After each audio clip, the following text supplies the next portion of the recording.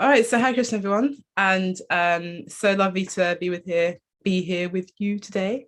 We're going to be discussing the Mahabharata and just getting a real kind of overview of the main characters involved, the relationships they have with the others, and also going to be looking a little bit at the controversy in the Mahabharata. So mates, we're going to go through some past times which we may not be so familiar with, but we can actually really learn like key lessons from these pastimes as well. I'm going to really try to make this a very practical session. We get kind of lots of tips, lots of insights that we can apply to our own lives. So if you've got any questions, we'll probably leave them to the end of the session today. And okay, brilliant. I'll just add, so Bhakti Gamya will lead, and then I'll just add a comment here and there, depending on what's being discussed. Yeah, sure. So, and I'll just explain a little bit about my connection to Mahabharata. So I've read, studied, heard like several iterations of the Mahabharata over the past, I would say probably the past like 9 years or so. It's the Mahabharata is such an incredible storehouse of very practical points. I don't know about you, but whenever I read the Mahabharata, I just feel a little bit more like, yeah, I want to be a bit more moral. I want to be a bit more dharmic and upright. So it has that kind of effect on us. Just admitting more people. Yeah, so it has that kind of effect on us. So it's such a beautiful work. Okay, so I'm gonna start or share my screen now.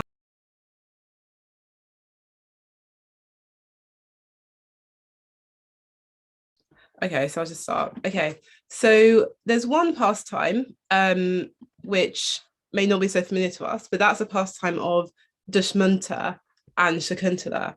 So before we had the Pandavas, there was their father Pandu. Before we had Pandu, there was Shantanu, who's the father of Pandu, and so it goes up until we get to Dushmanta and Shakuntala, who are actually several generations ahead of Shantanu, of Pandu, and of the Pandavas. And so Dushmanta and Shakuntala, they gave birth to Bharat. And we've all heard about King Bharat, who's one of the major ancestors of the Pandavas. And so Dushmanta and Shakuntala, they actually give us a real insight into the different kinds of marriage that there are. So you may have heard in the Vedas that there are 8 kinds of marriage, there are 8 kinds of connections that people can have. And there are 3 that I really wanted to touch on today. Okay. And these kind of different types of marriage, they really give an indication of how our relationships will develop simply from the way that we've come together as a couple. Obviously, we are all familiar with the 3 different modes. Okay. I think it's okay now. Yeah. So we're still trying to solve this technical difficulties. So we can see the slides. Okay, great. So we've got our slides now.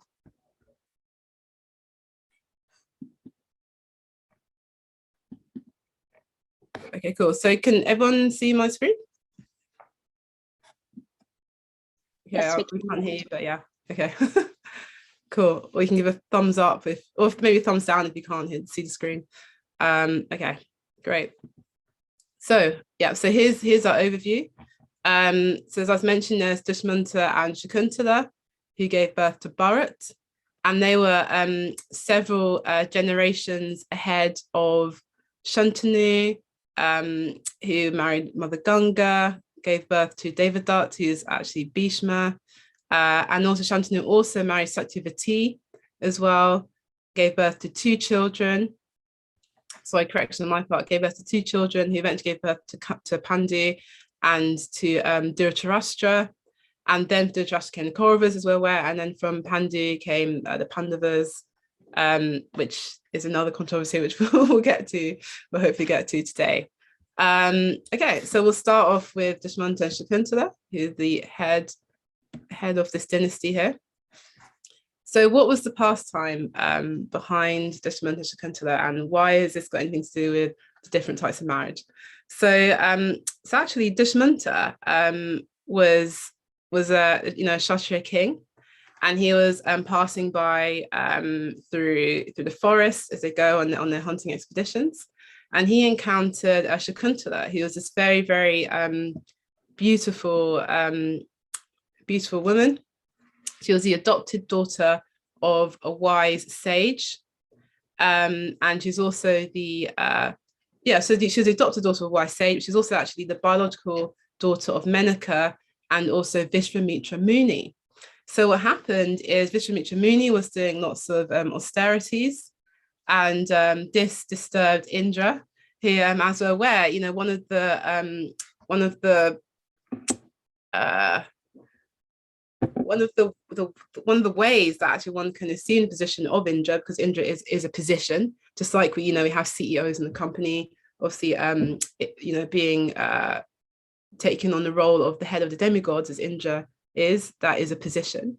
And so just as like maybe if in our work situation someone may feel we may feel quite anxious if we see a colleague getting promoted, expressing showing different skills, having quite a flair for the job, we may feel a little bit touch of insecurity. But with Indra, this goes a step further, where if he sees a sage doing many austerities, which could actually bring one to accumulate enough pious credits so one can actually assume the role of Indra, or assume that role, that position. The person who's currently in the role of Indra, that Indra becomes quite insecure, and sometimes he can act in such a way to try to undermine the person who's doing all those austerities, who he thinks will assume his position. So that was the case here with Vishwamitra Muni and Indra. And so what happened is Indra then sends Menaka, who's one of the, they call it the society girls, these beautiful girls from the heavenly planets, to actually go and tempt Vishwamitra Muni to distract him from his practices of austerity. And so this is what happened. Vishwamitra Muni was very distracted, and he came together with Menaka, and Shakuntala was born. And Menaka actually, as soon as Shakuntala was born, Menaka just left the scene, left her daughter there. Vishwamitra Muni wasn't taking care of her either. He also left. So Shakuntala was actually found by this sage and adopted by this sage in the forest. And so she had very, very, very, very sattvic qualities. And so, and Shakuntala, she came to consider the adopted sage her father. And this is entirely consistent with Vedic knowledge, where the definition of a father is that the Chanakya's definition of a father is three things. Either he gives the body, so this biological, he gives protection, and he also gives food, gives that shelter and nourishment. So the sage had occupied those positions for Shakuntala, except giving the body, of course, but he was given food and he was given protection. And so when Dushmanta actually encountered Shakuntala, and he was attracted, what happened at that time, actually we can move on. Yeah.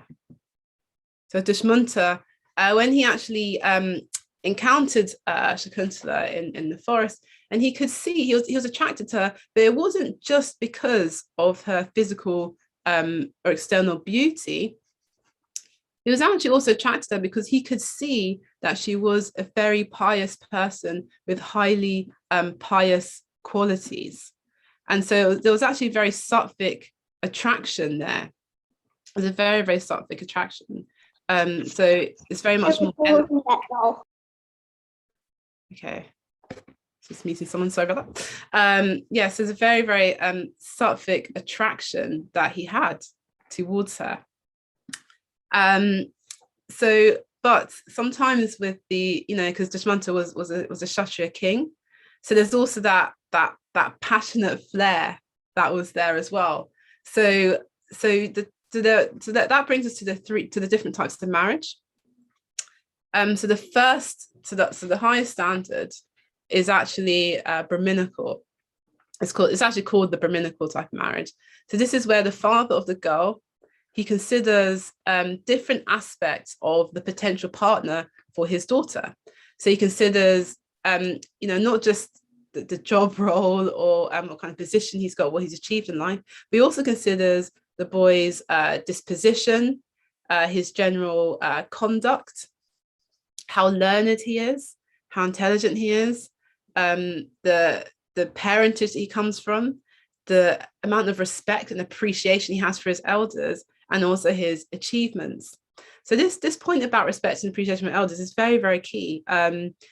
When Yudhishthir's son was born, and they had what's called a Jat Karma ceremony.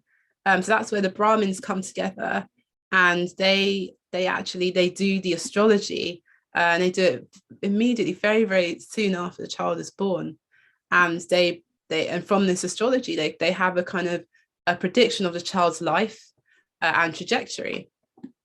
And when that Jat Karma ceremony was happening, one of the questions that Yudhishthir asked, he asked one question to find out about the character of his child.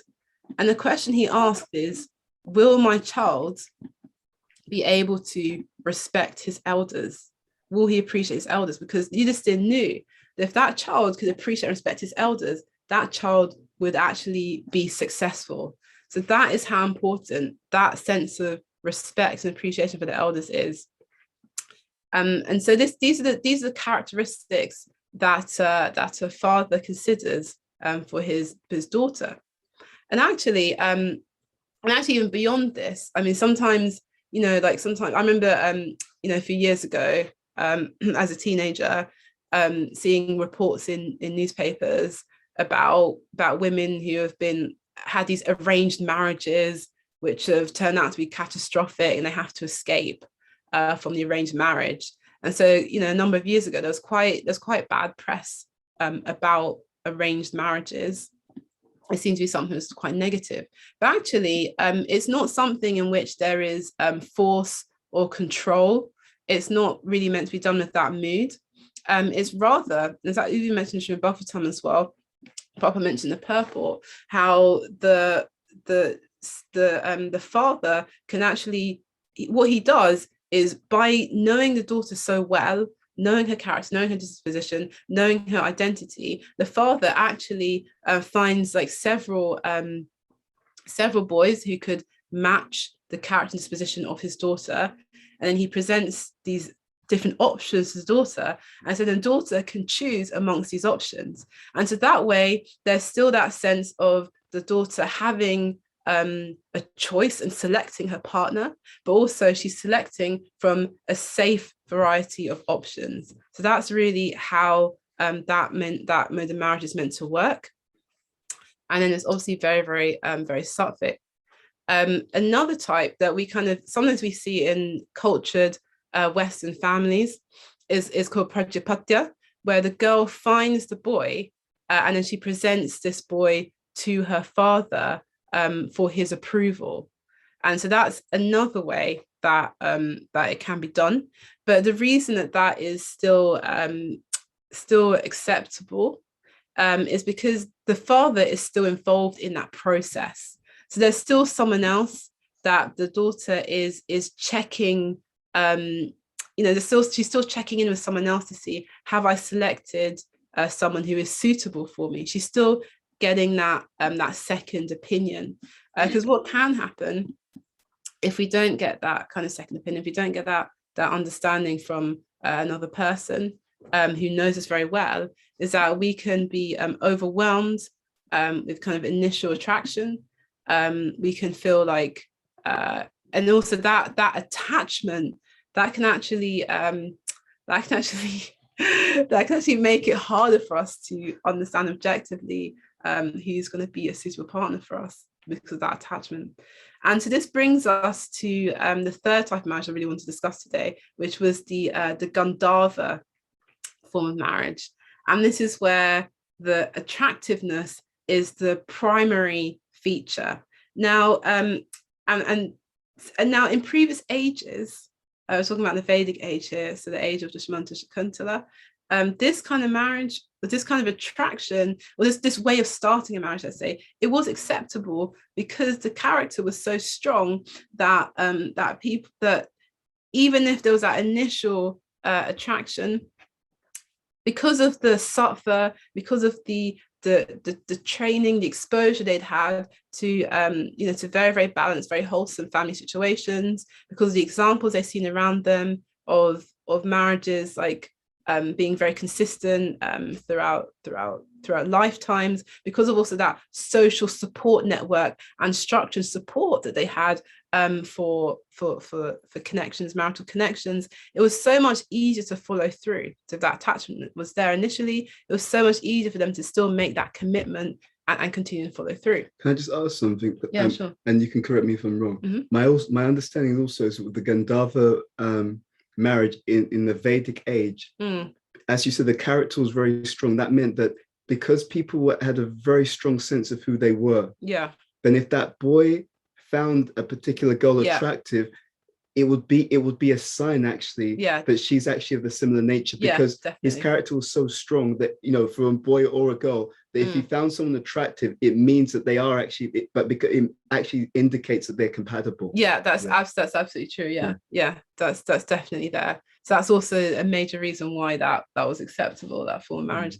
But in today's age, that is actually the Gandharva type is actually not encouraged. It's not it's not really the proper way. And the proper way is really to, at least like it's discussed, the principle here with the Brahmin and the Prajapatya forms is that someone else is involved when we're trying to establish that connection with a potential marriage partner, and that should be someone who's an authority figure for us, someone who knows us well in terms of our character, in terms of our nature, and someone that we can listen to and really appreciate their advice. So that's the underlying principle that we would go on from here. Could I just also add, so with the Gandharva, see, it's talking about considers the attractiveness primarily. And I think, we've often discussed this, that it's not really a question of just considering looks, which is what makes the other two, one of the things which distinguish the Brahmana marriage and Prajapatya from the Gandharva, is that with the Brahmana and Prajapatya, there's more consideration of character as well. So the father, if he's a good father, he's considering the character of the girl, of the boy that the girl brings home in Prajapatya. If it's a Brahmana marriage, he's looking at all these things to begin with. Otherwise, just being attracted primarily by the external, it can set one up for failure in the long term. Yeah, definitely, especially if in this particular age, like we're not actually so clear on our own particular nature identity, and that can mean that we can very, very easily be attracted to someone who's actually not of that same inclination or character disposition, and then therefore difficulties can arise. This is really something that's also discussed a lot in canto 3 of the Bhagavatam, the connection, particularly the passages which deal with the connection between Devahuti and Kapila Dev, and that the understanding of Devahuti and Kadamba Muni, sorry, obviously not Kapila Dev, sorry. Devahuti and Kadamba Muni. And we'll see that it's important to have the connection with a partner who's sort of like-minded in character and taste. So they have those, just like-minded character. So they have that underlying mentality, which is quite similar to us. They have values, which are similar to our values, and they have inclinations similar to ours. And they also have, ideally, they have aspirations also, which are similar to ours. And that way we can kind of be moving in a similar life trajectory. Okay, so we'll move on from here.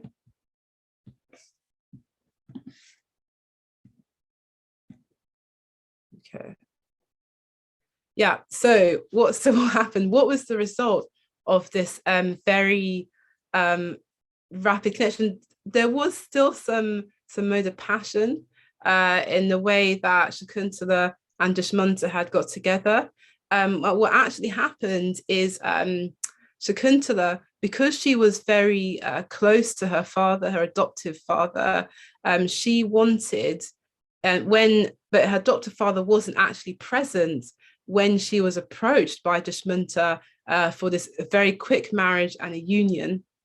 And so therefore, she said to Dushmanta, they had this conversation. He asked her about, her background. She told him, and then he was very keen for the connection to occur. Shakuntala said, I would like my father to come home, just wait for him to come home. And then we will, then we can, I'd like him to meet you. And then we can have this, maybe we can talk about having this union. But Dushmanta, he actually couldn't wait. He could not wait, actually. And so this sense of rushing into things, passion, this actually brought some difficulty. So what happened after this was that they had their union. Dushmanta went back to his kingdom, and Shakuntala's father, he came home, and actually he could understand. He was a very kind protector. There was some detachment was there. He could understand that ultimately Dushmanta was a qualified partner for his daughter, so it was fine from that perspective. So what happened is Shakuntala gave birth to Bharat in the forest, and she could see he had such a strong he had a strong kind of Kshatriya kind of nature. He was fighting with the forest animals. He was like taming the elephants. So he had this very strong nature. And so what she saw is that he needed to be reunited with his father. So he needed to be brought back. She wanted him to be in the kingdom with his father. She could see that was actually required for her son. However, no news had come, no invitation had come for Shakuntala and Bharat. No invitation had come for them to join their father in the kingdom. So what happens is Shakuntala, she decides to take her son to the kingdom of Dushmanta. So can you imagine the scene? So Dushmanta's there in court. Shakuntala comes, she brings a son, and she says to Dushmanta, she says, this is your child. And it was quite a difficult scenario there. But Dushmanta actually, he actually denied that was his child. He denied that. And also Shakuntala felt she was offended, quite frankly, and you can completely understand why she was just offended, very, very upset.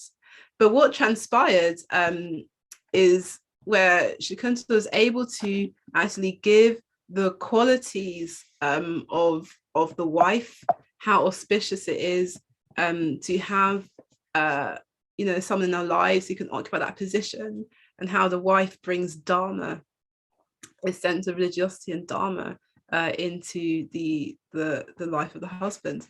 So that's a whole discourse that's there in Mahabharata. And so she was really glorifying the position of the wife. Yet Dushmanta was adamant that this child was actually not his. And so what happens actually is there's divine intervention. So if anyone's in this scenario, I wouldn't recommend you do what Dushmanta did, because we may not get the divine intervention in the same way. But there is divine intervention, and there's literally a voice from the heavens that says, Dushmanta is fine, this is your wife and this is your child. So why did Dushmanta act in that way? And actually, there was some logic behind his behavior. Because as the king, he was very, very conscious about the example that he had to set, and how people follow the behavior that he puts out there. And he recognized that Shakuntala's just coming to the court, put him in slightly awkward situation, well, incredibly awkward situation, where if he just accepts a woman who's come and said, this is your child, in the court, then wants to stop any other woman from just coming to the court and saying, this is your child. So he thought it could start quite a disturbing trend here. And also this situation was arranged so that Shakuntala could actually explain about the amazing and wonderful qualities of the dharmic wife and what that can bring into the life of the partner, of the husband, as she supports him in his service. And she also glorifies the position of the son as well, and how the father is essentially reborn as the son as well. So we can see here that actually Shakuntala, by her piety, she was protecting the situation. And with Dushmanta, his immediate is being driven by passion, and his rapid action, actually, his rapid, pushing to unite with Shakuntala quickly, couldn't even wait for her father to come home first to meet him. So that actually brought some difficulty and some challenge that may not have needed to be there should he have waited and done things with much more of a sattvic eye. So that's that pastime, which I thought just gave us a kind of an exposure to different kinds of marriage, kind of ideal kind of union, and ways that we can connect, find a partner. Just a brief overview of the different kind of modes there, and hopefully a pastime that we may not be so completely familiar with. Okay, just be moving on from here.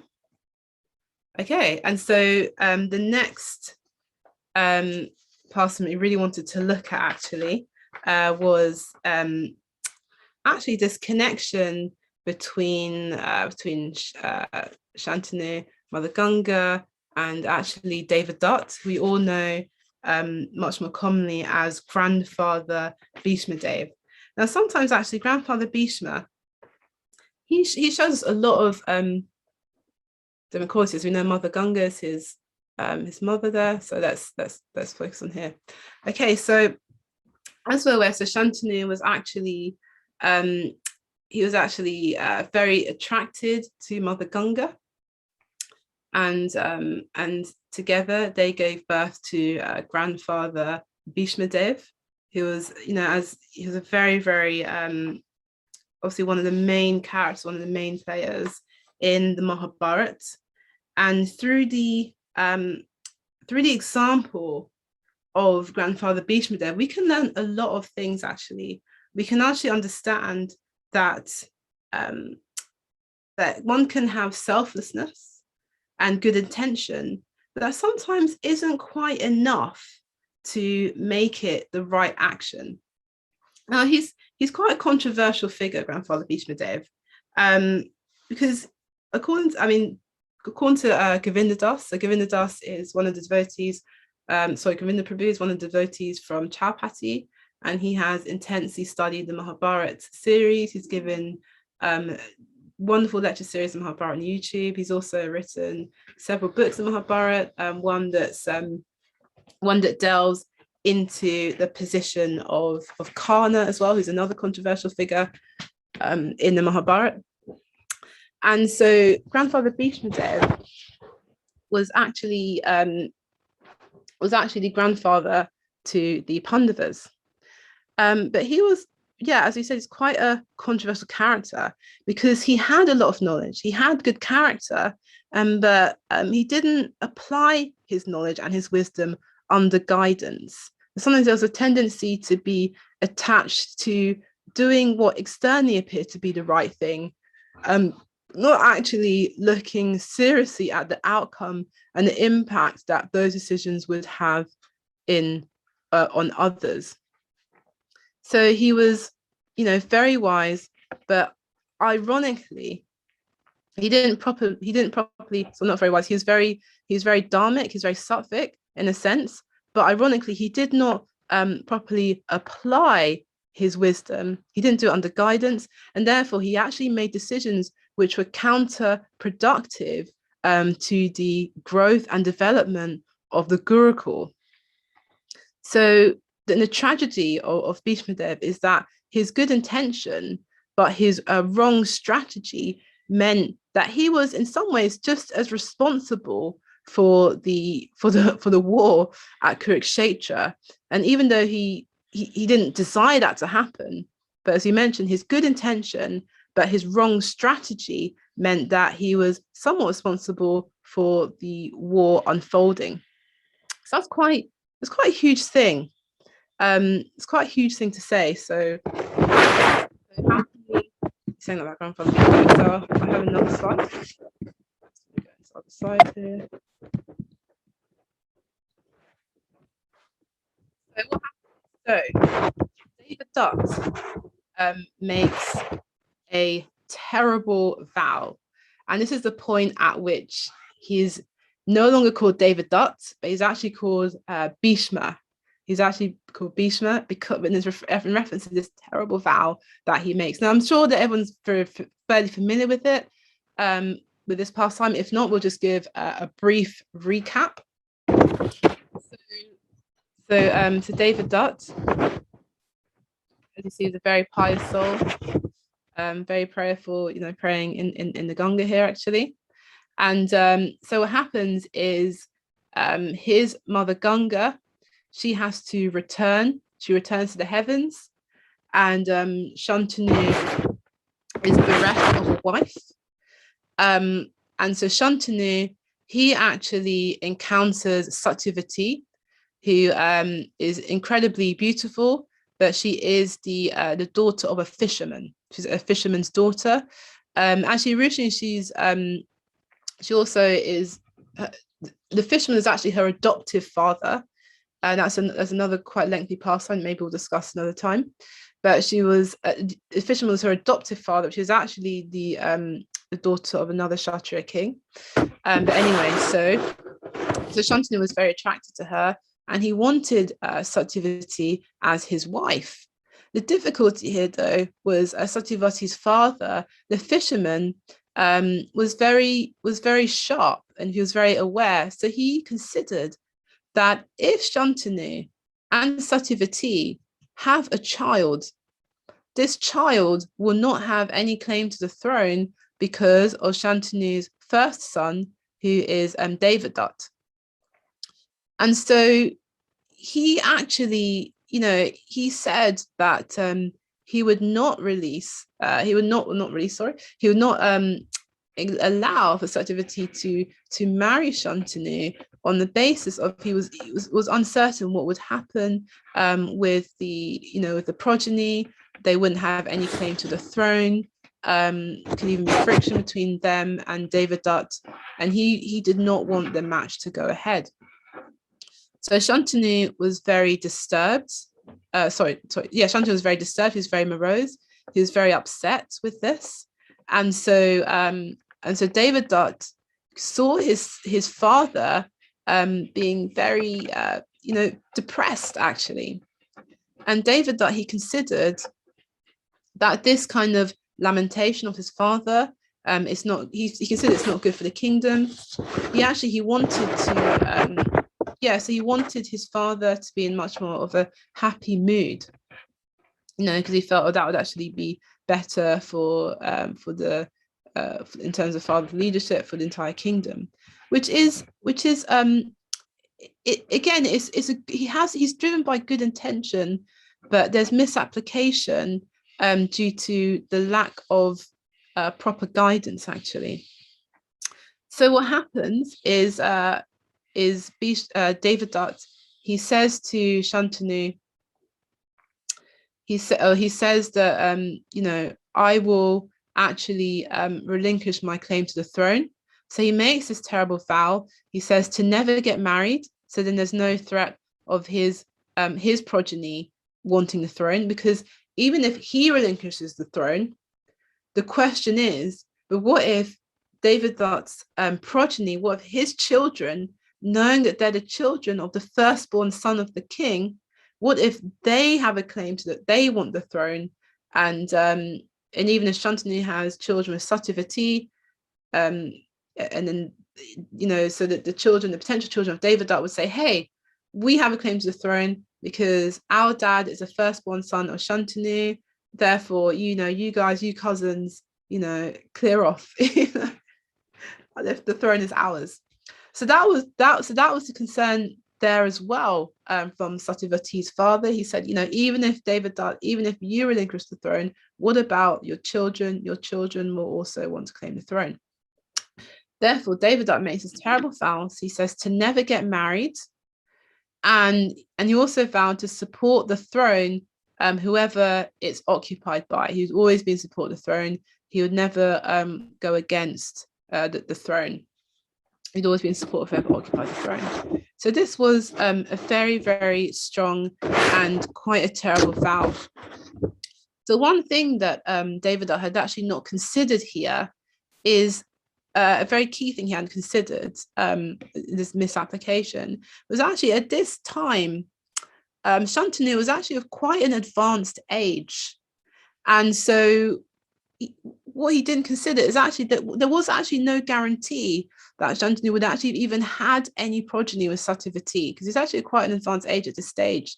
So that's something that Devadatta, he did not consider. So he had this kind of good intention, but due to lack of guidance, there was some misapplication. And also his vow it ended up causing difficulties, actually. And his vow actually ended up putting the throne, it actually ended up compromising the safety of the throne. Okay, so just bear that in mind. It ended up compromising the safety of the throne, and actually ended up compromising the safety and protection of the entire kingdom. So just bear that in mind. We'll come to that. I'll expand on that a little bit later on, once we go a little bit down the genealogy. So, yeah. So we can ask ourselves, who was responsible for the Battle of Kurukshetra? For those of us who are not familiar, if I come out of this, okay. So for those of us who are not familiar, so we have the Kauravas at the bottom circle, who were very antagonistic to the Pandavas. So they were cousins, sometimes called cousin brothers, and the Kauravas led by Duryodhan, and the Pandavas led by Yudhisthira. There was a constant friction between these two parties from a very young age. And so this friction, it manifests as several attempts of the Kauravas to kill the Pandavas from a very young age. There's a huge envy, and this envy eventually manifested as the Battle of Kurukshetra, because the Kauravas had unfairly tried to claim the throne, this throne of Hastinapur, and they tried to push the Pandavas out of their own rightful claim to the throne, and therefore the Battle of Kurukshetra manifested. But there are many subtle reasons for this Battle of Kurukshetra. One subtle reason is Gandhari, who was envious of Queen Kunti. So the mood, as we may have heard, the meditation of the mother influences the progeny and those that she gives birth to. Her meditation during the 9 months in which a child is in the womb, actually, it really affects the birth of the child. So this is just a side note here, but I will come back to grandfather Bhishma Dev. I will come back to that. Just on a side note, because it's quite relevant here. So Gandhari, so what happened is Gandhari, she was married to Dhritarashtra, obviously. Dhritarashtra was older than Pandu, so technically his son should have had a claim to the throne, but Dhritarashtra was also blind, as most of us are probably aware, and so therefore, just practically speaking, you can't have a blind king occupying a throne. There'll be a level of dependence there which would impair his ability to actually properly lead the kingdom. Also in the Vedic times, the kings would be the first person on the battlefield leading the charge. So practically speaking, a blind king is not going to be able to be in the battlefield leading the charge, and therefore it just wasn't practically possible for him to be the sitting on the throne. So therefore, Pandu was had an actual proper claim to the throne. Despite this, Dhritarashtra, he still had this strong attachment to occupying the throne. Despite the fact that he didn't have the practical abilities to do so. And so Gandhari had also somewhat of this mood of a husband. And so Gandhari was very envious of Mother Kunti, because Mother Kunti and Gandhari, they were pregnant at the same time, but Kunti actually, she went into labor before Gandhari did. And so Yudhisthira was born. And so Gandhari, she had this anger and frustration because her children were now born after Queen Kunti's children, meaning that Queen Kunti's children were the firstborn, and they had even more of a claim to the throne. So Gandhari, as the story goes, she, in her anger, she struck her stomach. A terrible thing to do. Actually inspired a miscarriage, and she produced a lump of flesh. But this lump of flesh was actually a sage intervened. This lump of flesh was divided into 100 portions, and then this gave rise to the 100 sons of Dhritarashtra, who were the Kauravas. And so, but this mood of envy that Gandhari had towards Queen Kunti, and the progeny of Queen Kunti, so that her children actually took on that mood. And so the Kauravas, also these 100 cousins led by Duryodhana, they also had massive envy and frustration and hatred towards Yudhisthira, Bhima, and Arjuna. So what's our takeaway from this? What do we do?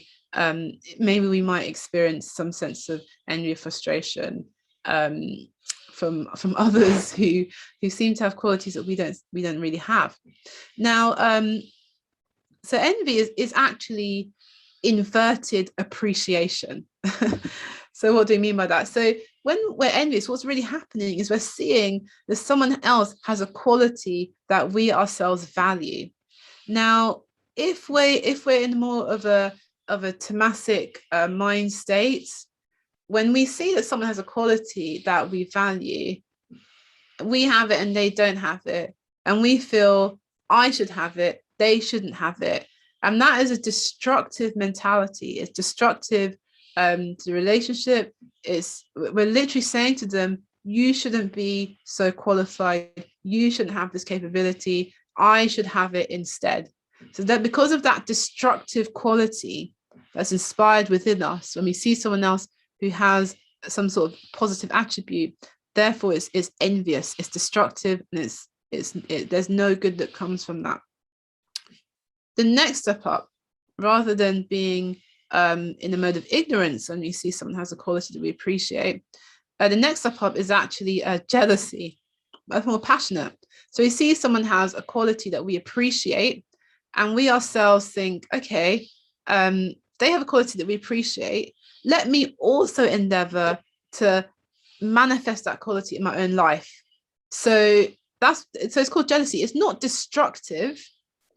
We're not saying that they shouldn't have it, I should have it. It's not destructive. We appreciate that they have it, and from that desire, we decide to act in such a way that we can also manifest a quality in our life. There might be a slight competitive mood. We may feel like I'm going to try and manifest that quality more than they do, and so because that competitive mood is also deemed to be passionate, but because it's ultimately not destructive, it's not tamasic, it's not envy, so it's named jealousy.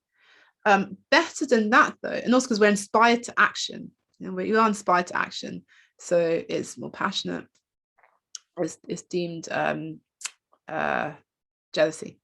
But higher than that is actually we see someone else as a quality we appreciate, and we value, and we literally appreciate that other person. We even glorify them for having that quality, and we appreciate them, and that appreciation, that's the sattvic manifestation of appreciating someone else has a good, or recognizing someone else has a positive attribute.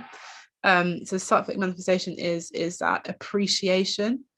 And higher than that, if you want, we're talking about Shuddha Sattva, is we see that someone else has a quality, and we recognize that quality, but we appreciate the source of that quality, which is actually Bhagavan, Supreme Lord Krishna. And so we glorify the person on that basis, and we actually glorify the Supreme Lord. So that's the highest way to recognize someone else has a quality. That is wonderful. Anyway, needless to say, the Kauravas didn't do any of that. They were just hideously envious, and they just wanted to claim the throne of Hastinapur as their own, even though they were not qualified. They didn't have the proper character to lead, and also they didn't actually have a proper claim to the throne. So that's there. So that's one reason of the cause of the Battle of Kurukshetra, is actually the underlying envy and enmity of Gandhari towards her sister queen, who was Queen Kunti. So back to grandfather Bhishmadev, and how did he cause the Battle of Kurukshetra? Okay, so he had made this vow to sacrifice the kingdom, his claim to the kingdom, so that his father can marry Satyavati. Okay, and so Pandu was Shantanu was very happy. Now he could marry Satyavati. They actually did go on to have 2 children, actually, so Chitrangana and Vichitravirya. So they did have 2 children. However, let's just bear in mind, the issue here was that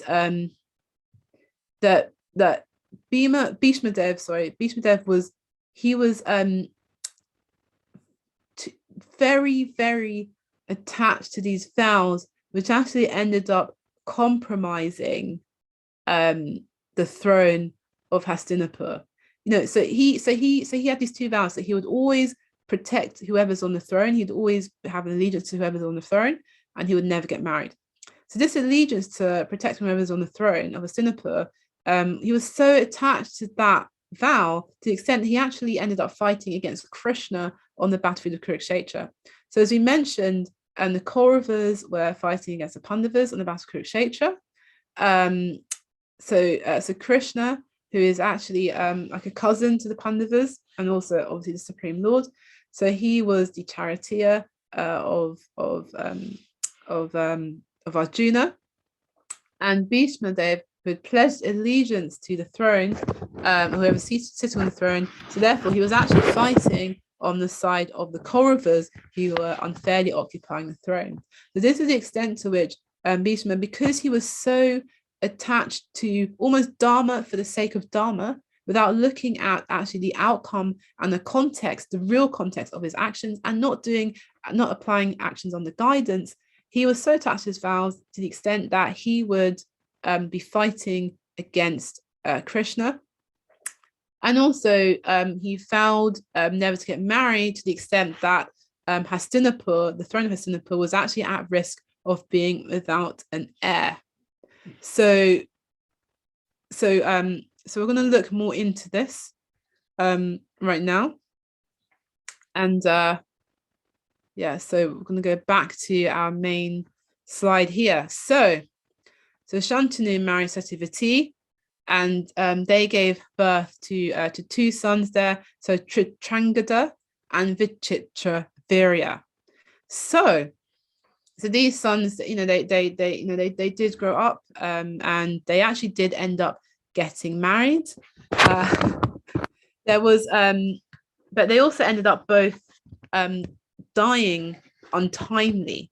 They both had untimely deaths, and they left the throne of Hastinapur without an heir.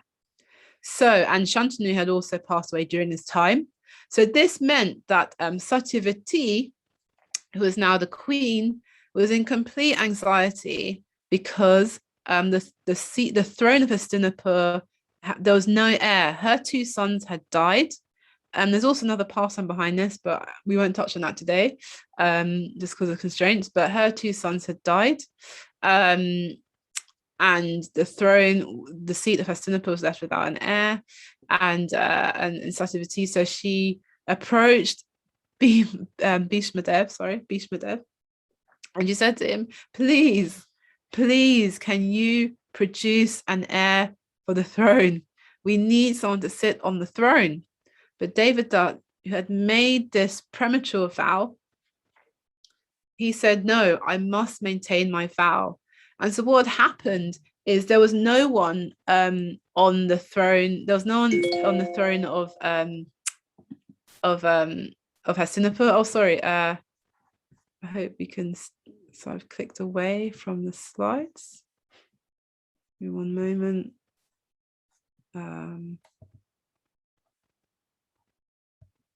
Can everyone can you still see the screen? Okay, good. Sorry about that. Yeah, so where are we? So yes, Devadatta, he wanted to maintain, so Bhishmadev now, he's called Bhishmadev.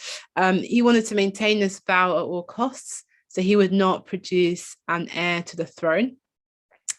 And this cast Satyavati into great and deep anxiety. And what actually happened is, because there was no one occupying the throne of Hastinapur, it is somewhat like a country that doesn't have any prime minister. It doesn't have any government to see that country moves forward in a protected way and moves forward in a consistent way and offering guardianship and leadership. That country is very, very vulnerable. It's vulnerable to attack. It's also like or it's like anything that's unprotected is always vulnerable to attack. And so this was the state of the kingdom. So the enemies of the kingdom were sensing, okay, this might be a good time to charge onto the kingdom. So it was vulnerable in that way. So there really needed to be an heir. It was a complete and utter urgent situation, complete emergency situation. So there is a kind of dharma that can be followed when there are states of emergency. And so this is what Bhishma had in mind. So he encouraged his adoptive mother Satyavati, because she mentioned to Devadatta that she actually had another son actually. And so before Chitrangada, before for Chitravirya, she'd actually given birth to Vyasadeva.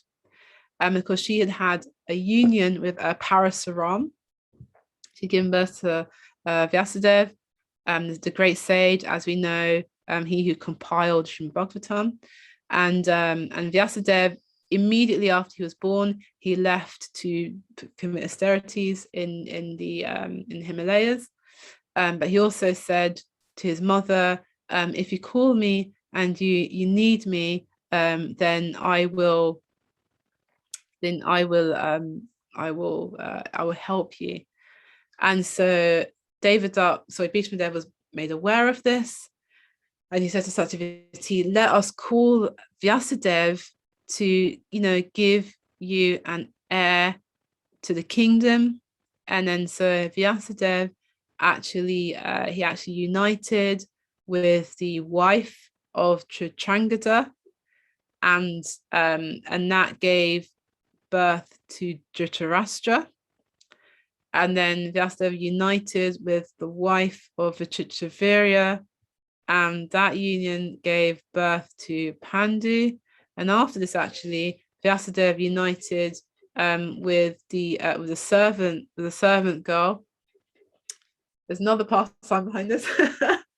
So I think we'll go into this another time. There's another huge pastime here. So Vyasadeva actually united with the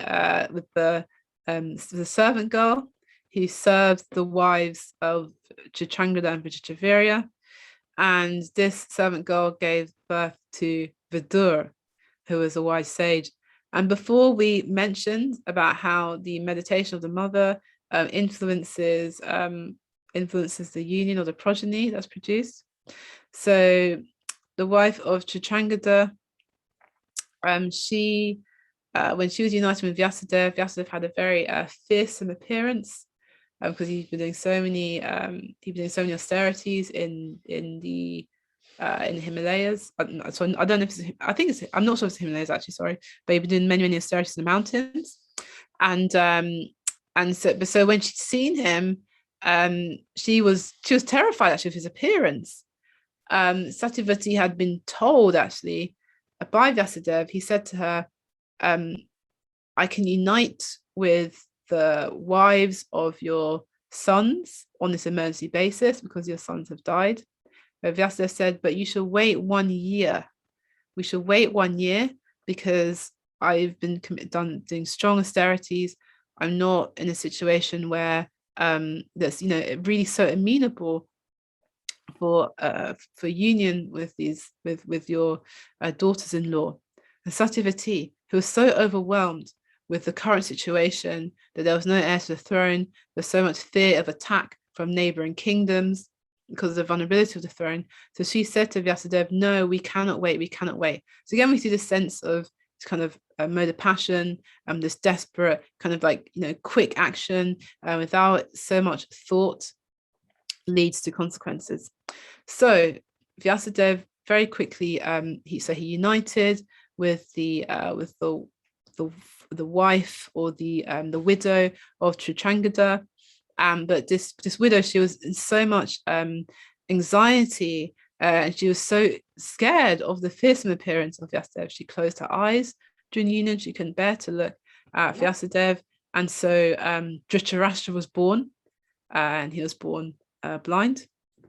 And also he had this tendency, Dhritarashtra did, he had this tendency also to not see things properly, even in a psychological sense. He so many times, like when his son was born, Duryodhana was born with such there were such negative omens when Duryodhana, the leader of the Pandavas, was born, that the when the the sages, the Brahmins, were looking at his chart, were looking at Duryodhana's chart, they were looking to see what the prospects of this son were, and they said to Duryodhana, they did not say kill Duryodhana, they did not say to Dhritarashtra kill Duryodhana, they did not say that at all. What they actually said was, do not raise this child as your son, because he will eventually destroy your entire dynasty. So as Duryodhana was born with incredible amounts of as we said, of envy and enmity towards his cousins, and this actually also manifested in a war. So Dhritarashtra was told, do not raise this child as the heir to your kingdom.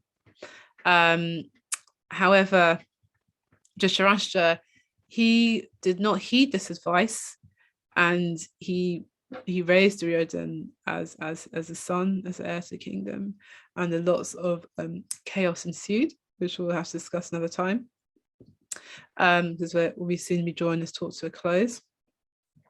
But Dhritarashtra, he had this tendency to not appreciate and not properly recognize the unhealthy, we can even say toxic qualities of his son Duryodhana, and he just wanted to look away from the reality. And I know this is something, it's definitely a quality that I need to work on myself. Sometimes a tendency not to see reality as it really is, and to just look away from what's really going on in front of us. To not to see things through the eyes of Shastra. It's kind of Shastra Chaksus, this kind of vision that we should be having towards the world, seeing through the eyes of Shastra. But we sometimes, out of attachment, we don't do this, and we see things as we want them to be.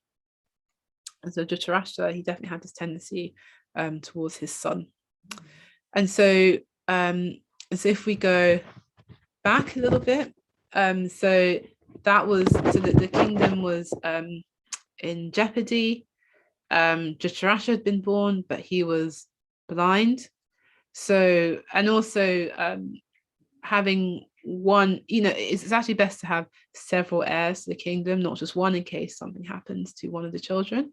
So Satyavati again requested for Vyasadeva to unite, and he did. He united with the widow of Vichitravirya. And this widow, she knew not to close her eyes because of what happened before. But she was still quite fearful. So she was actually quite pale, but she made sure, pale with fear, we hear that term, but she made sure that her eyes were open, and she was accepting Vyasadeva in that way. And so because of this pallor that she had, Pandu was born. So he was somewhat pale, but he was still, very virile, in strong king, in that sense. And then Satyavati, again, she wanted another heir just to make sure that the throne is fully protected, and therefore she asked one of her daughters-in-law again to unite with Vyasadeva, but the daughters-in-law they couldn't face the prospect again, so they actually sent one of their servant women to unite with Vyasadeva instead. But this servant woman, she had a very, very good attitude, a very beautiful service mentality, and therefore the saintly Vidura was born. He was always trying to serve Dhritarashtra, always trying to serve Pandu as well. He's very instrumental in the protection of the Pandavas as well, when their life was in jeopardy. He's very, very protective of them. So Vidura was a very saintly character. He also plays a major role in Srimad Bhagavatam as well. He goes on pilgrimage. He speaks to Maitreya Muni. So he's very, very saintly figure. So anyway, so now there's Dhritarashtra has been born, Pandu's been born, and Vidura who have been born, and next time we'll discuss a little bit more about the Kauravas and about the Pandavas. I just wanted to come back to the slide we'd had before. Let's see, go back to this vow, and just a little bit back to Bhishma Dev, and how did his behavior actually contribute to this battle of Kurukshetra? What was he doing in terms of his relationships? How was he compromising the relationships he had with his other family members, and how did this lead to the battle of Kurukshetra? I promise you we'll wrap up soon. Try and wrap up soon. So what we can actually see is that Dharma is not it's not an isolated concept. It's not really just based upon intention. There really must be intelligence behind application of Dharma. So we have to have the correct advice.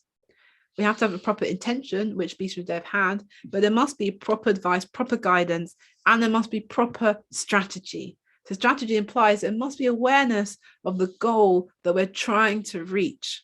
We're not doing Dharma just for the sake of Dharma. We're trying to actually reach a proper goal. And so when this all comes together, then there's this proper integration here. But Bhishma Dev, he hadn't followed this. There were a couple of issues here.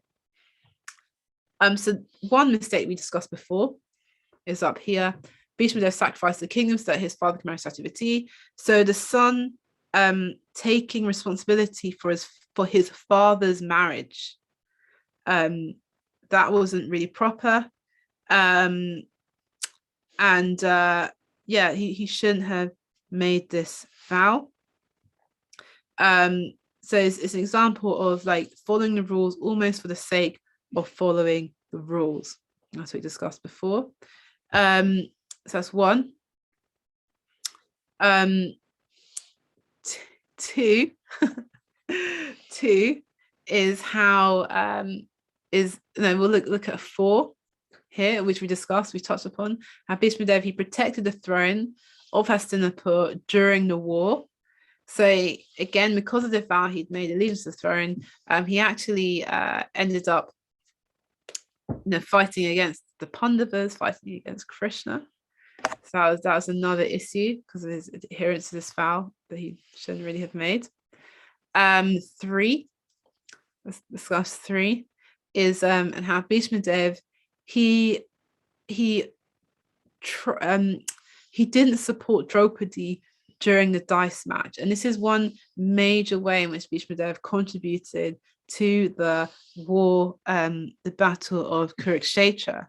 And actually, there is a principle there in the Shastra that if a chaste woman, and Draupadi was very, very chaste, if a chaste woman is offended, this can actually destroy a dynasty. If a chaste woman is offended and insulted, this will destroy a dynasty.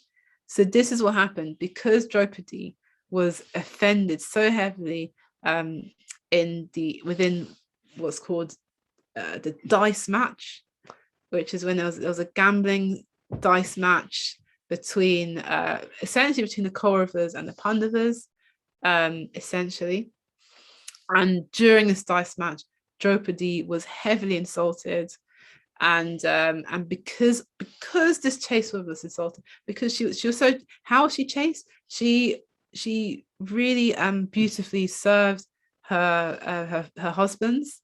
She really beautifully served her husbands. It was very, very chaste to them.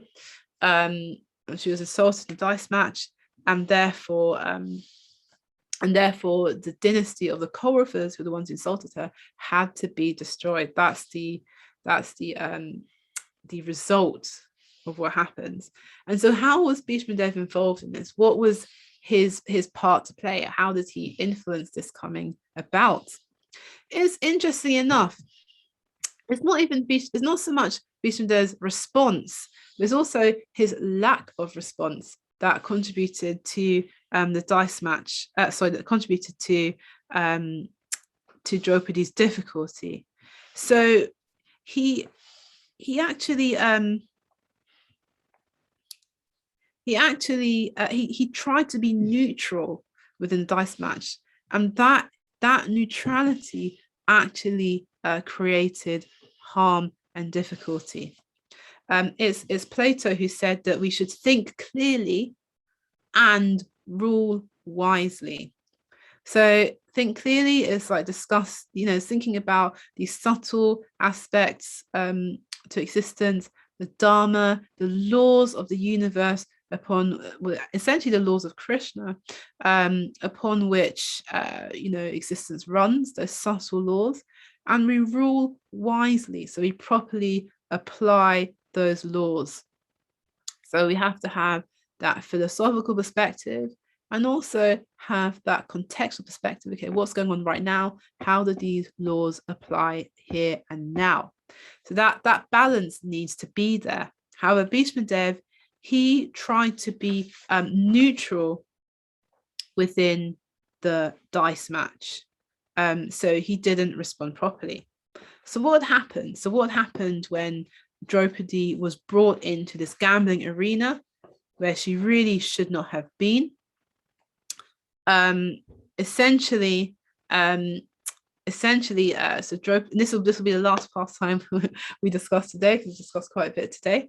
So essentially, Duryodhan, out of his envy, he had challenged Yudhisthira to a dice match, and this was an unfair dice match. Actually, the dice were loaded dice,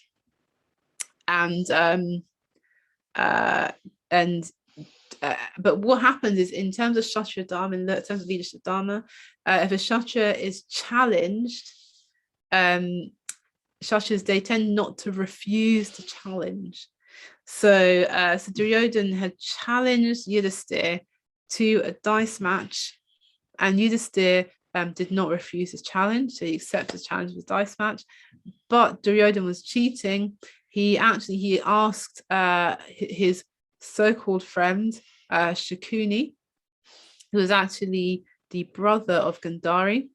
So he asked for Shakuni to use to play in the dice match, because Shakuni had certain dice that meant he could never lose at the dice match.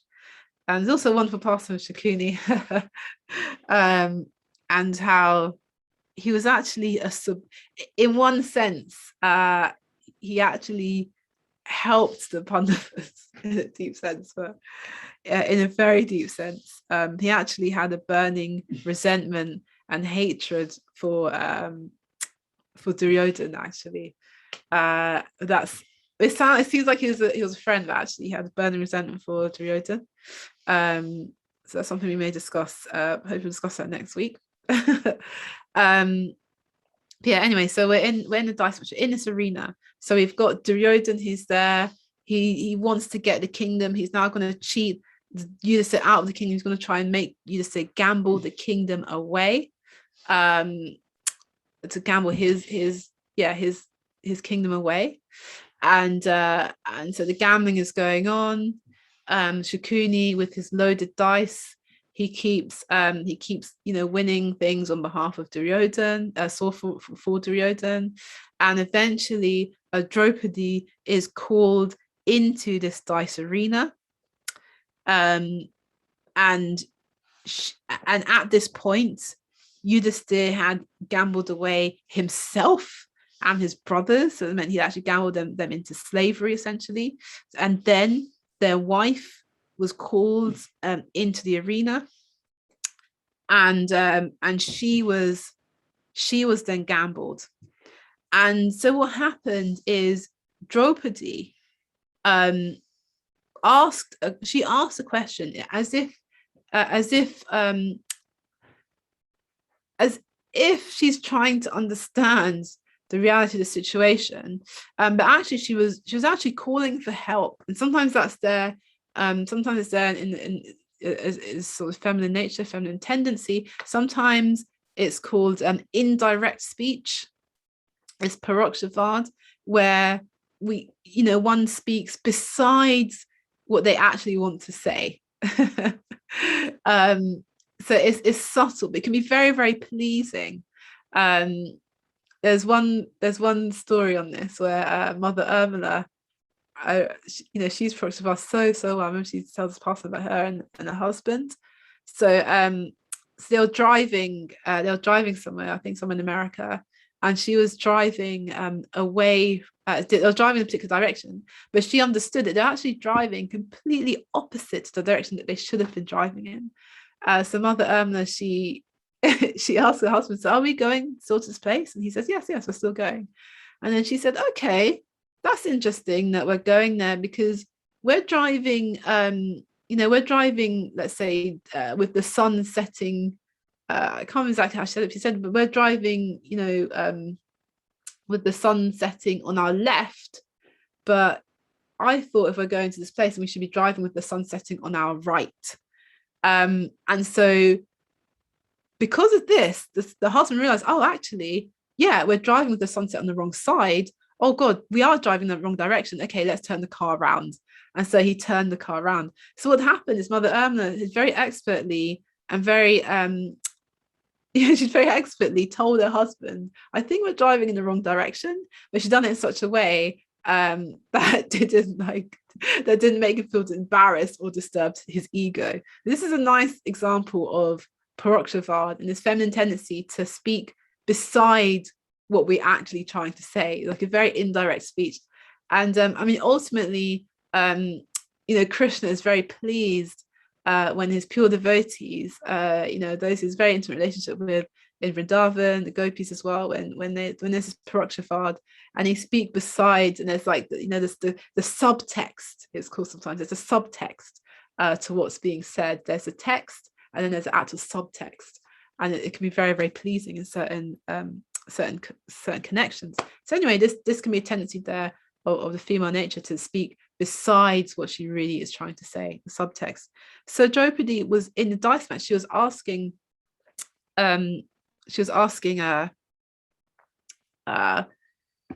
Bhishma Dev, she was asking him a question, and she was thinking, am I independent woman because my husbands have been gambled away?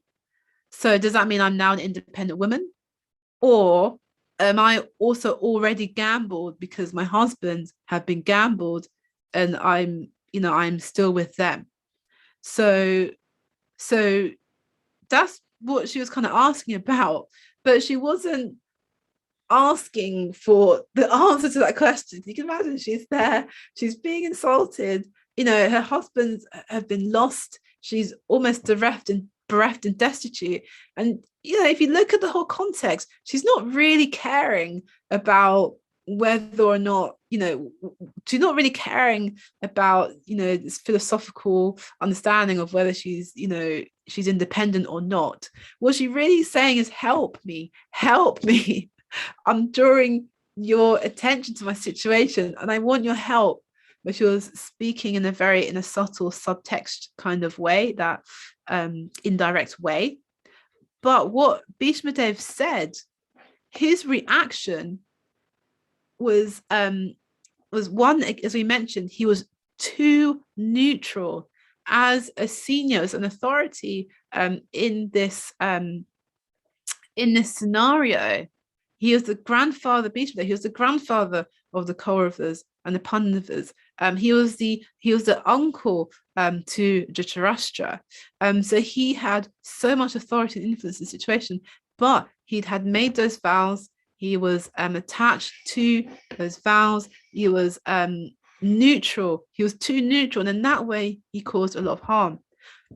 So Bhishma Dev's response was, my dear Draupadi, it is wonderful that even in this condition, you want to know what Dharma is. Ooh. That was his response. And so he answered, he was ambiguous. There was no clarity to what he was saying. And he didn't respond properly. And he was kind of stuck on this technicality of, he was thinking, well, if I say that Draupadi is independent, then that means that if I'm saying that women are independent from the husband, that means that they are not under the protection of the husband. So they're not under that the shelter, that protection of the husband, and therefore that means that the women are vulnerable. To some extent, if we think back on the situation of Shakuntala and Dushmanta, Dushmanta came to her when her father wasn't there. Just he was temporarily stepped out of the hermitage. And Shakuntala. So in that sense, she was just very temporarily bereft of some kind of protection. And so when we look at that situation, what happened to Shakuntala? Shakuntala united with Dushmanta. They have the son in the forest. Dushmanta left for the kingdom. And then Shakuntala had this son, and then she needed to then go to the kingdom, but there was no kind of witness. There was no official kind of, let's say, an official stamp to their union. So the heritage of her son was not officially recognized in any way. There was no real proof of the connection between Bharat and Dushmanta, and then there was that divine intervention, because ultimately Shakuntala had a very good character, and also Dushmanta was a qualified king. So there was that intervention, but she was vulnerable. Shakuntala was vulnerable, and that has some somewhat scary consequences for her, but everything works out in the end. So that can be there if there's not that sense of protection. And that's what Bhishma was concerned about. He was concerned, if I say that Draupadi is independent of her husband's, then I'm saying, if I say she's independent, that means I'm saying that she's not been gambled automatically already. But it also means I'm saying that women can be independent, and that could cause issues because they won't be protected properly. This is the way that Bhishma Dev was thinking. So he was thinking along this like philosophical lines, thinking I should be neutral, and he didn't protect Draupadi. He did not help to protect Draupadi. He did not think about the things in a broader context of what was practically going on in that situation, and also he did not think about his role of protecting Draupadi. He did not think about what was her needs in that situation and how he as authority could have responded to her needs. So because of that, Bhishma Dev had brought a lot of reaction towards himself, and he ended up also being, dying after the Battle of Kurukshetra, very shortly after the Battle of Kurukshetra. And so in this way, we can actually learn from Bhishma Dev that we should actually be respectful ultimately. After the Battle of Kurukshetra, and I will end here very soon. After the Battle of Kurukshetra, Krishna was very respectful to Bhishma Dev, and he wanted Yudhisthira to go to Bhishma Dev for guidance and to hear about the laws of leadership. So we can have ultimately appreciation for Bhishma Dev. He was an amazing character, and his character shows in a way that he never blamed anyone else, any mistakes that came about. He always took responsibility for these mistakes. He had very, very good intention. He had good character. We can also understand that even if we have good intention, even if we have good character, we always need that protection, that shelter, that guidance. So we're gonna end here today. We've discussed quite a lot. There's so much more that we'll try to speak about next time. And I think I don't know if anyone can post like one or two questions, which we'll answer together. I think my husband's here now.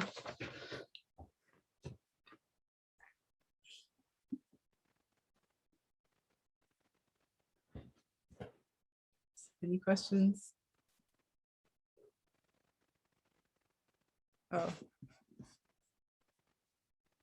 it's the Paraswaramuni rather than Paraswaram. Yeah, okay. Any questions? Anyone?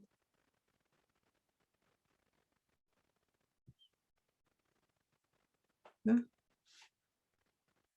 Okay, so do you have any thoughts you wanted to share? I think that one thing I'll emphasize. Someone put their hand up. So yeah. Jean Miriam, I hope I said, or Jean Miriam, I hope I said your name properly. Hare Krishna, Baba Bhakti. It's Sharadia. That's my legal name. Oh right. Oh my gosh. Oh dear. Lovely to have you on the call today. Thank you so much. It was such a interesting and enlightening session. I really Mahabharata, but you gave a lot of insights today into questions I had. So I actually have quite a couple of questions, but I'll just ask one for now. So you were mentioning, how there was this envy, a couple of times, you mentioned envy, but specifically between Gandhari and Queen Kunti. Yeah.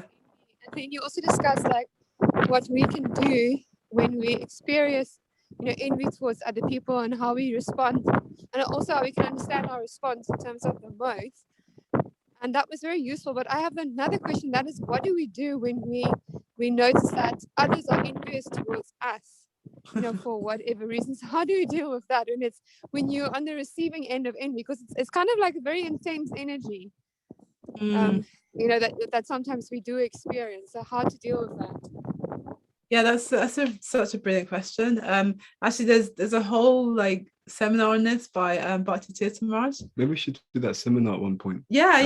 We'll do that seminar at one point, because and he really goes into to envy, and he gives a whole checklist actually of what to do if someone's feeling envious towards us, if we're receiving of envy. So one thing he says to do is that we can still appreciate the other person, which might be like, what, they're being envious towards me, I'm going to appreciate them. But actually what they're looking for, like if we're feeling that envy and negativity, do they see in us a quality that they wish that they had for themselves? And actually at the heart of that is some kind of some insecurity, some feeling of lack of appreciation of themselves, the quality they do have, the endeavor that they're making in their life, and there's some tamas there actually. And so they see that quality in us, and then they're inspired to be envious. So what we can do is we can help in a little way to try and reestablish a sense of security in them and appreciation, by appreciating them.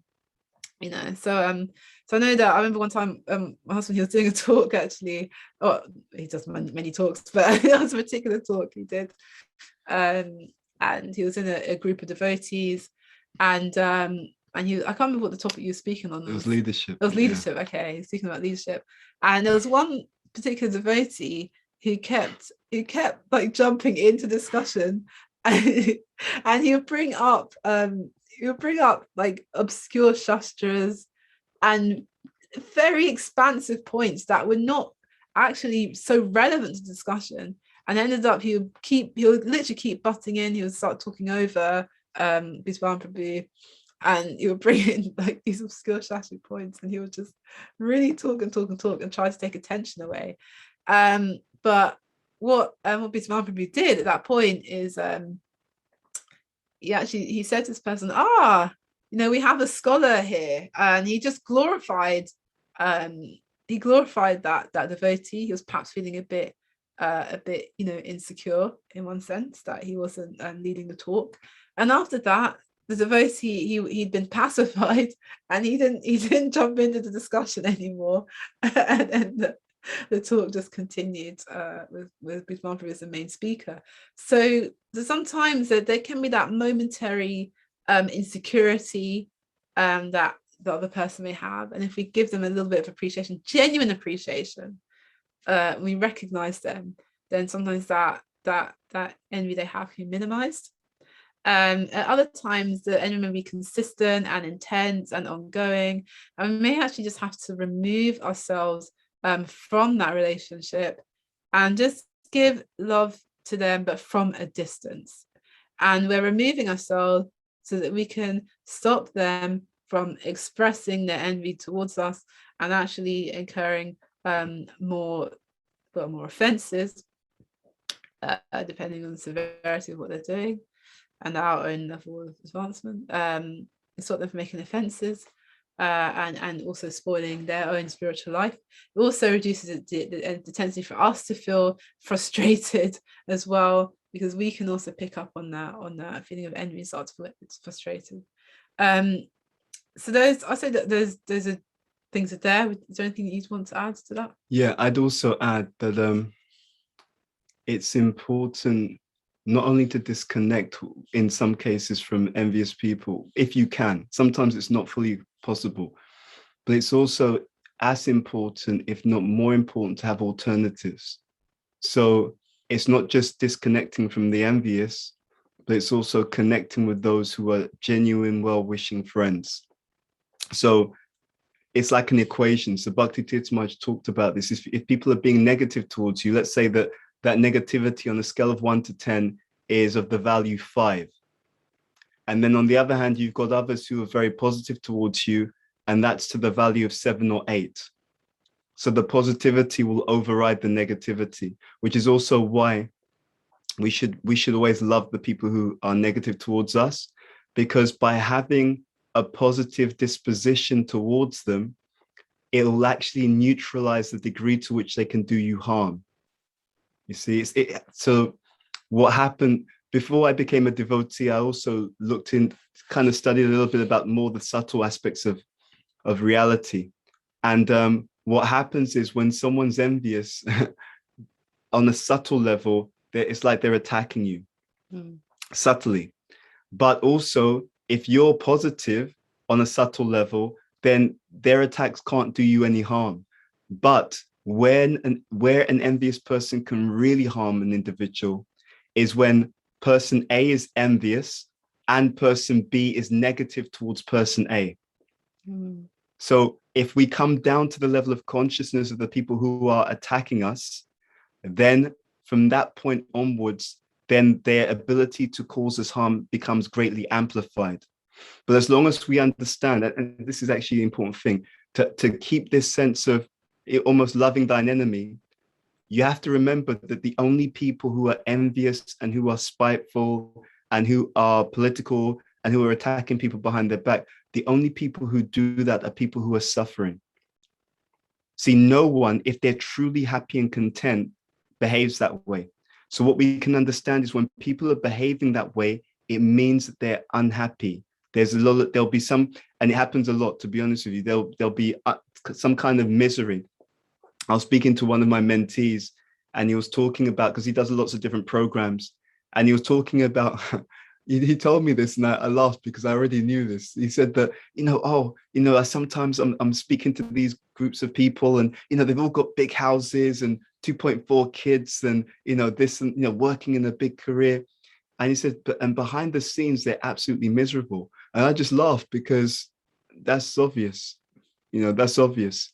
So I would also add, don't be fooled by appearances, because often the people who are trying too hard to promote how much of a great lifestyle they have, whenever you see people, overdoing something, trying too hard to show something or prove something, it means that there's some kind of doubt or insecurity behind it. But keep yourself, so to summarize, keep sufficient distance, especially psychological distance, right? So try not to meditate too much on the negativity of the person. Remember that they are a soul who just has some of this conditioning. Rather than thinking they're spiteful, they're this, rather no, they're a spirit soul. They're a servant of Krishna who at this moment has some unfortunate conditioning that they're being affected by. So you can separate the individual from their behavior. And then, so you can even pray for them, actually. That's another way that actually counteracts people's negativity towards you. That if you actually pray for people who are envious of you, they have even their ability to affect your life goes down dramatically. Yeah, because your positive energy through prayer counteracts anything that any harm that they can do you. So it's all happening on a more subtle and metaphysical level. It's also important not to get stuck in meditating on their on their negative qualities, because we actually, because of that, that's our meditation, we'll actually take on those qualities. Because we're meditating on it all the time, and we get a percentage of the negative qualities of whoever we're compulsively complaining about. So it's actually really important to not get stuck on just thinking about their negative qualities. I'll also share one other thing, and then we'll go to Nandini's question. So I sent this to some devotees a while ago, and it's called The Critics Take the Karma. And so there's actual verses from the Mahabharata and other places. What actually happens is, if people are criticizing you behind your back, and if you forgive them, if you don't retaliate, what happens is, in that process, any sinful karma that you have will be transferred to the people who are criticizing you, and the positive or pious karma that they have will come to you. So there's actually verses in the Mahabharata. So Udogya Parva 45:8, Udogya Parva 34:7. Anyway, there's various verses. I can actually send it to you if you want, but there's various verses which actually explain that from the Mahabharata, and I think is mentioned in other places too, other literatures. But in one sense, sometimes even Krishna allows that because even though it doesn't look or it doesn't feel very nice, it's sometimes a way of just, someone's, just offloading their negative karma, but through people who decide that they want to attack the individual. But we shouldn't have that mood, obviously, but it does have that effect if we don't retaliate, though. Yeah. Does that answer your question, Sharadia? Yes. Thank you very much. I do think, as you pointed out, it would be very useful to do a whole seminar and to go through all the different layers, but that was a very useful answer. Thank you so much, Prabhu. And thank you very much, Bhakti Gamya, as well. Oh, thank you. I just thank you so much. Thank you for the wonderful question. Actually, it's a really powerful point about how to cope with envy of ourselves and also other people's envy as well. So we'll go into that. Do you want to answer Nandini's question about Bhishma Dev? Okay, yes. So Nandini's asked us a lovely question here as well. So should Bhishma Dev have supported Draupadi instead of remaining neutral? Actually, yes, as an authority in that assembly, he did have a responsibility he should have actually protected Draupadi. He should not have remained neutral. As explained in talk, his neutrality and his desire to try to remain neutral, it actually brought greater difficulty actually, and it actually his desire to remain neutral, it actually supported. I mean, he could have curbed that envious tendency of the Kauravas. He could have curbed that, but he didn't, and so therefore, by his lack of action, that envious tendency they had was just able to just be expressed over and over again. The dice match, everything just culminated in Draupadi being offended, and that culminated in the destruction of the dynasty. So definitely he should have supported Draupadi, especially because she was such she was such a sincere, she was so innocent, and she's very, very, very very, very chaste. And yeah, I'm not sure if it was mentioned earlier, but because he didn't defend Draupadi, that was one of the reasons which are given as to why he was forced, he had to die on the battlefield. Yeah, that's true. Okay, so thank you so much for today, for being so completely attentive. Sorry about the technical hitch at the beginning, and look forward to more discussions. We've got a few more questions. Please. Okay, so Abhishek Singh Prabhu has a question. Is it okay? Yeah, so can you ask a question, please, Abhishek? Or is he just raising? Abhishek, are you there? Do you have a question? If so, you can unmute. Yeah. Oh, okay. He's gonna unmute. Okay. He can do it from his side. So, okay. So, are you unmuting? Or if you're doing something in the background, should we go to Bina and then come back to you, Abhishek? Our host isn't allowed. Okay, so host should allow Abhishek to unmute. So our host is Iskon Redbridge today. Yeah, Iskon Redbridge, can you arrange that Abhishek can unmute, please? Yeah, I've just asked him to unmute. Okay. There shouldn't be any restriction. Okay, Abhishek, can you unmute now?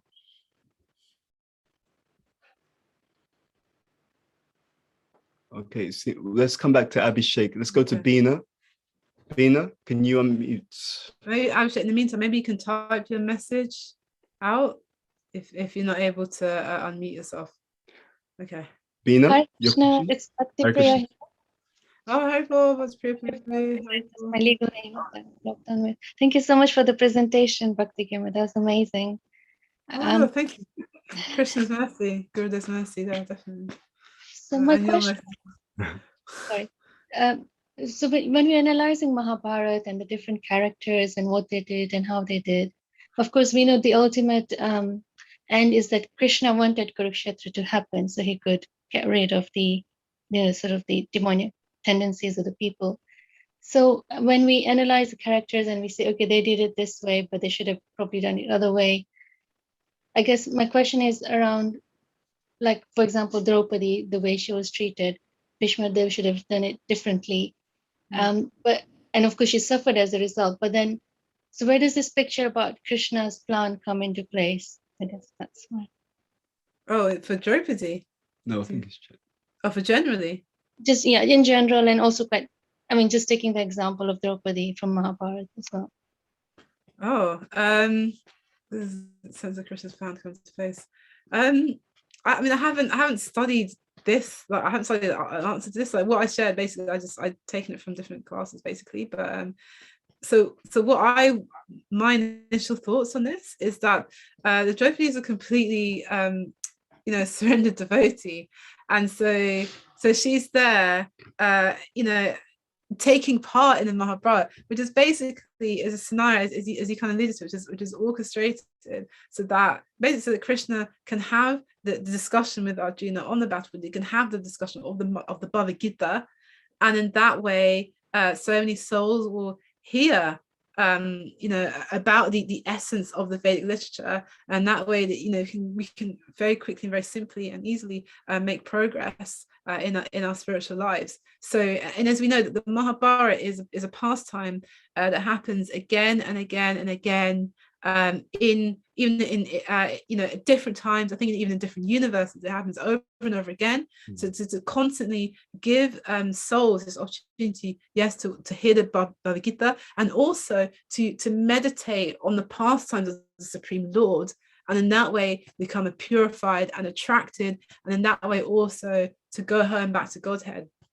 So it's something like we have I think you have like Les Miserables, which is this like really long play, which is it's just there, in the London West End. We have Les Miserables in the New York theatre scene, and the same play is going on different places, different times, and like that with the Mahabharata is taking place in different places at different times to attract people to the Lord and to ultimately allow them, to come closer and purify themselves. So Andropedy, is surrendered. She's a surrendered soul, a pure devotee, and therefore she can very perfectly execute the role that Krishna wants her to play in this pastime. It's the same with Arjuna. He played the role of a conditioned soul in the Bhagavad Gita, and therefore he was ongoingly confused when Krishna would give response to his questions. He was ongoingly confused so that more and more the Bhagavad Gita discourse could take place. And you could ask, why is Arjuna playing the role of conditioned soul? Why didn't Krishna just talk to an actual conditioned soul? Now the thing is, because Arjuna was a pure devotee, that means that he could perfectly surrender to the Lord's desire. He could perfectly manifest the desire of the Lord, and therefore that conversation went exactly the way that Krishna wanted it to go. Whereas if Krishna spoke to an actual conditioned soul, you can imagine it just wouldn't go properly, because that conditioned soul is not at all surrendered. So that's how we can also understand that the Draupadi Pandava is completely surrendered. Therefore, this whole orchestration of the Lord can properly unfold and manifest. And as a result of that, even if they're going external difficulties internally, as we know, they're actually super blissful. They're super happy, ecstatic, because they are in association with the Lord, and also because they're pleasing the Supreme Lord. So I hope that answers your question. Don't know if you'd like to add anything. Yeah, I'll just add. So there's two things. That point's very important. The last point you mentioned, with pure devotees, what often happens, we'll say, well, why are they put into difficulty? Because we're looking at things externally. But what we don't see is also what's going on internally. So Prabhupada once, there was a situation where Prabhupada got angry with someone, and then the next minute he was completely calm. And then they asked Prabhupada about it. And, Prabhupada, you were really angry and now you're just completely calm. He said the devotee is like the ocean. On the surface, there may be waves, but deep down, there's completely calm. So what can happen even with pure devotees, on one level, they can feel like what's going on, these intrigues, that intrigue, but underneath it all, there's a deep sense of connection to Krishna. And we see that in the prayers of Queen Kunti, that, even though she went through so much, she's saying, if these calamities are required for me to think of that, you keep sending them. You see, so there's another dimension to that. That's the first point. The second is in the backdrop of everyone's life. Actually, in the backdrop of everyone's life is the will of the Lord, meaning that Krishna is so intelligent that he can use your free will to arrange a situation or an outcome that someone else needs to experience. So you're simultaneously making a decision, which is your own decision, which is why we're held responsible. And at the same time, that decision that you happen to make is something that someone else on the receiving end of that experience has to go through based upon their karma or based upon Krishna's plan. So simultaneously, the personalities in the Mahabharata, many of them being pure personalities, they're covered by the Yoga Maya, so they act in their role, ultimately under Krishna's will. You see, in order to achieve a particular outcome, which is a message that Krishna wants to send to the world, and to achieve a particular outcome that Krishna wants to achieve on the earth. I hope that answers. Yes, that's really good. So I think just to understand then, for example, Bhishma Dev not acting properly in that situation was influence of, because he's also a great devotee, is of the Mahajan. So it's the influence of the Yoga Maya that he then acts. Ultimately, but there's also a sense in which these personalities are examples for us. So what happens is, so when it's explained on more than one level, right? So for example, Prabhupada in some purports in the Bhagavad Gita, he will explain that Arjuna's lamentation was sentimental, right? So, you know, this kind of compassion you have, it's not befitting you, etc., etc. So on one level, that's an example of someone who's conditioned and has the wrong mentality. So that's to teach us, don't act like that. And then on another level, the reason why he's acting like that is because Krishna is using him as a puppet to act like that, to teach us a particular lesson. Okay, so it's the same thing with Bhishma Dev. So there's different levels. So on one level, so there's many different explanations. It says, for example, that because if I remember correctly, because he took the grains from the I mean that's another principle there. I mean, with Bhishma Dev, he took the grains that were prepared by Duryodhana or in Duryodhana's kitchen, and as we know as Vaishnavas, like if we take the grain, we are influenced by the consciousness that was there at the time that grain is being prepared, and so therefore we avoid grains from outside sources. But because Bhishma Dev had taken the grain to Duryodhana, he was also influenced by that mentality that Duryodhana had. That was shared by Kadamakananda Maharaj in the class in Radha Desh. He made that point. So that's one level. But then on another level, as you said, because he's a Mahajan, he's one of the 12 authorities on religion. So on another level, it's ultimately Krishna's arrangement. So, but there's more than one level simultaneously playing out. Perfect. Thank you very much. Yeah. Okay. I think. So we had Sharadia's question. Also, I wonder if Abhishek. Oh yes. Okay. Okay. Oh, great. So we just got Sharadia Mataji's question.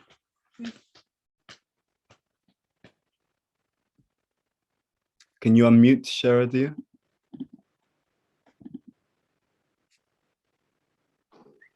Yes. Hare Krishna. So my second question is about that Bhakti Gamya. You pointed out that Bhishma had good character and he had very good intention, but at the same time, the outcome wasn't good, and therefore he was partially accountable, for the whole war. So my question is, like, maybe I'm misunderstanding, but often I think in like New Age type of philosophy, there's this idea that as long as your intention is good, you're good, regardless of of the outcome. So I was wondering if you could maybe elaborate on that point. Like, why do we often have that idea? Because even in Bhakti, we sometimes we feel like, well, if I try to do my service nicely, if I had good intention, but even if the outcome, say for instance, disturbs others, it doesn't matter because I was trying to do service. So could you maybe like explain what is the root cause of that mentality? Because I feel that I definitely have it, and I think it might also be quite widespread. That's such an interesting question. And it's actually, as I was studying these points by Govinda Prabhu, he actually mentions, I think someone which beautifully answers this. He said that in the spiritual field, the intention is everything. He says, but in the material field, one must have skills and training. So in the spiritual field, like and we also have to ask ourselves, to what extent are we actually, really doing things on a higher spiritual level? It's key, because I know for myself, I have that aspiration. Sometimes I have an aspiration to do something spiritually on the spiritual plane, but a lot of the time, what I do is very mundane. So you have to ask us how much we actually on that spiritual level. One soul desire, say one soul's intention is actually to serve the Supreme Lord, and they're so surrendered that whatever result manifests from from their service to the Lord, they completely accept it. And we can look at the Pandavas, look at the example of Queen Kunti. Her intention was so pure, she was so surrendered that even though in the course of her service there are things which externally appear to be difficult, she completely accepted that as a mercy and the will of the Lord, because her intention was actually pure.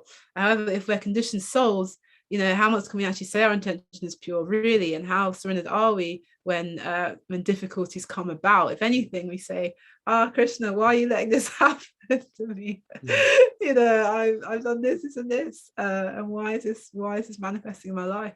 And even the fact that we ask that question is a symptom of how we're not actually completely surrendered to the Lord, and that's a symptom of how our intention is not actually pure. Yeah. So materially, so that's why we have the our spiritual aspiration, but also we're actually meant to operate on the platform of Dharma. So we're meant to actually live in such a way that we're properly following the injunctions of Shastra, so that we're protected on that kind of that human level, while we're also aspiring for the spiritual. And that way we can actually sort of minimize the struggles and difficulties that we're having in life in general. We can situate ourselves in more sattva, so it's much more easy to pursue the spiritual and the devotional. Can I just add something? Yeah, please. Yeah. So just to give another way of bringing this to life. So if we say that it's all about the intentions, and we don't emphasize the skills point, then what happens is we end up in a situation where let's say someone has a child, and the child is ill.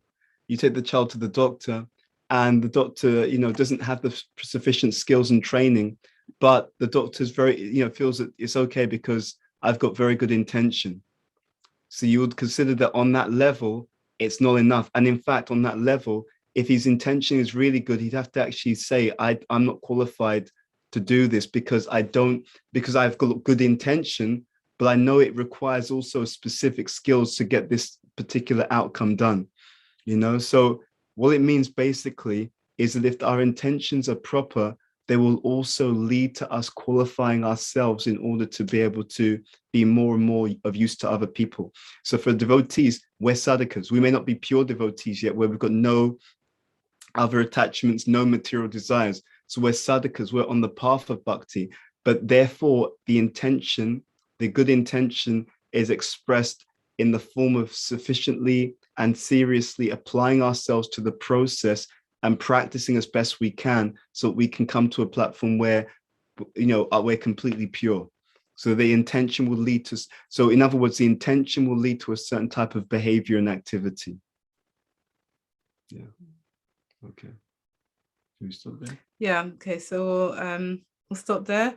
Thank you so much for attending this Sangha on the Mahabharata. Ki Jai, Srila Prabhupada Ki Jai. Hare Krishna.